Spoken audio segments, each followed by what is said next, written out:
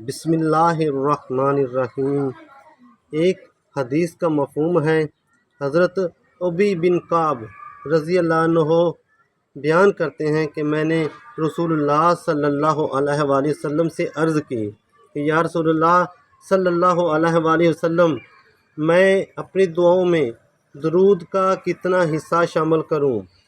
تو نبی پاک صلی اللہ علیہ وآلہ وسلم نے فرمایا جتنا تو چاہے۔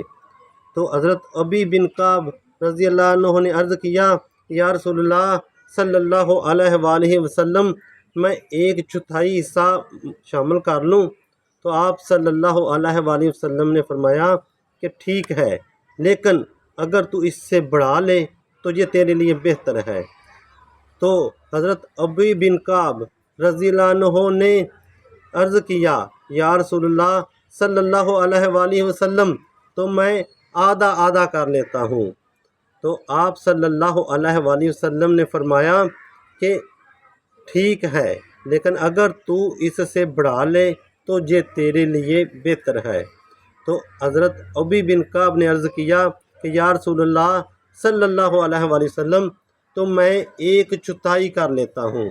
تو آپ صلی اللہ علیہ وآلہ وسلم نے فرمایا کہ بہتر ہے، لیکن اگر تو اس سے بڑھا لے تو یہ تیرے لیے زیادہ بہتر ہے۔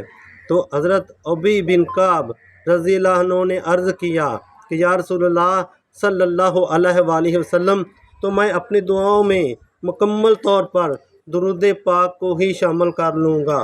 تو آپ صلی اللہ علیہ وآلہ وسلم نے فرمایا تو اگر تو ایسا کر لے تو انشاءاللہ اللہ رب العزت تیری تمام دعاؤں کو قبول